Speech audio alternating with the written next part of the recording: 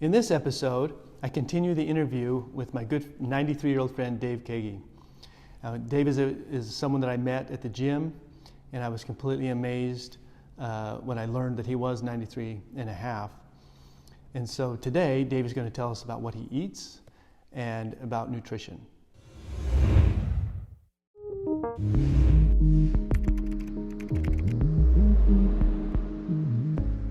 So tell me about your diet, and has it changed over the years? It has to some degree, but it's not really a diet. But here's the basis of my philosophy. Okay. I determined years ago, I've been self-employed almost all my life. The longest I ever worked for a corporation or a company was 2 years and 11 months. So I determined if I'm going to be self-employed, then my livelihood and my family depends on my health. So I've got to do everything I can to stay healthy, to raise 5 children and get them through college. And it took a lot of doing, as you well know. Yes. So I set a goal of 160 pound body weight. And there's only one time in 70 years that I've gone over that, and that's when I had to have my back operated on. And before I had the surgery, it took 8 months of this and that, and shots, injections, and I gained weight during that period up to almost 180. But the minute I got back and was able to get back in the gym, I started cutting back. And then I determined that my maximum body weight is to be 160 pounds. So I got in my computer and I set up a schedule. Now here's what I do. When I get up in the morning, either 4:30 to 5 or 5:30, I take my blood pressure, I weigh myself without clothes, and I record that, and my blood pressure and my weight. Now I reviewed last year's, just yesterday or the day before, this whole thing, and only one time was my body over 160 pounds. It was 160.2. Wow. Every other day and I've only missed 2 days in the year that I didn't record my weight, was under my goal. Now the value of that is that if you do that and you weigh yourself every morning and say you go over your maximum weight, then you cut back for 2 days or 3 days and you're back under the limit. You don't let it go until you're 10 pounds over 15 or 20. Okay. And the more weight you add to that, the more difficult it is. Looking over years of listening to doctors, they say, oh, you shouldn't weigh yourself every day.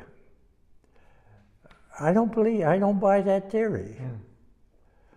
That's control. And the easier it is to control things, the easier it is for you to stay within a spot in your life, see? Yeah, there's a saying, if you don't measure it, you can't manage it, right? Exactly, You gotta manage yes.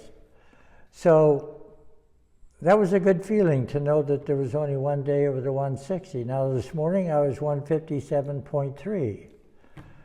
And and how tall are you, Dave? 5'9" now. I used to be 5'10". Okay. My body got smaller, but my feet got longer. So I'm one size up in shoes. I've done some diets over the time, and I still have one that I do every once in a while. If I'm dissatisfied, my weight's like 157, 158, close to my goal, then to kind of cleanse myself, I buy 10 vegetables, different vegetables, clean them, wash them, chop them up, put them in a crock pot, and add some flavoring to it and cook that up, and then I'll have that all week, breakfast, lunch, and dinner. 3 meals, a bowl of soup and some little crackers. And I can take off 2.5 to 3 pounds. So I'm right back, Right back to where you were. And it is healthy, you get veggies. Yeah. Now, the thing that I believed in probably just the last 10 years, and I may have heard this somewhere, is that you should eat a big breakfast and then slack off the rest of the day. So I tried that, and it does work. So this morning, as an example, I went home and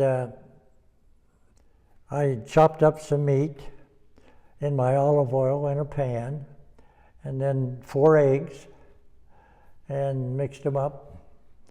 And that was my breakfast with 3 or 4 little crackers, Ritz crackers. Now, I'll eat a very light lunch, and I'll eat a very light dinner, and my dinner is from around 4:30 to 5 o'clock. I go to bed at 8 o'clock. Yeah. Now, Dr. Oz last week, Yeah. you know Dr. Oz, he said, this is a big announcement. You should go 11 hours between your dinner meal and getting up in the morning, or even after you get up in the morning. Before you eat breakfast. Before you eat your breakfast. So I started looking at my program, and because I go to bed at 8 o'clock, I eat around 5. And so between 8 and getting up in the morning, I've got 9 hours of sleep. Then I do eat a banana, and I go work out, and I come back, and I usually have my breakfast 8:30 to 9 o'clock. So that's 11 or 12 hours. So I've been doing this. Yeah. So maybe he's right. But it works. Yeah, and your breakfast sounds like it's all very high protein. Yes. And low carbohydrate, which it's clearly has worked well. Well, I carry some fat, but maybe I just like it. I'm not sure. I'd have to become more stringent to get down to a low percentage body weight. I have no evidence that says that running at 5% body weight is more healthy than running at 18% body weight. Yeah. So why do it? Why force yourself into that category? Now, I know athletes do it and want to do it, but the bodybuilders don't stay there very long. I see a lot of bodybuilders in the gym that are as big down here as they are up here. So I just look at them and I say, well, they're in here and they're pumping iron and they're working hard, but they're not going to live as long. And they won't. Yeah. They just won't, Yeah. see? Tell me about your dessert eating or sugar, cakes, ice cream, cookies. How often do you eat that kind of food? Well, I keep a big tub of ice cream in the freezer. The last one I had to throw away. It hadn't been there that long. Because I do control my regimen, I don't have any great desires for food. And the other thing I've noticed, as you get older, say in the 90 and up, you lose your taste and desire for good foods, like, I'd love to have a good steak. I don't even think about that. It's just, and I've noticed that over the years that I don't care to eat out that often. I'll do a family gets together or something, but to go out and eat in a restaurant, no. So in a week, how often would you say you had a dessert or ice cream or cookies? A couple times. A couple times in a week? Usually I'll buy some cookies and fresh baked oatmeal cookies, and it'll last 3 or 4 days but normally I'll eat like 2 cookies, and then the next day 2 cookies, and the rest I take down to the group at coffee, and because I just have no taste for them anymore, see?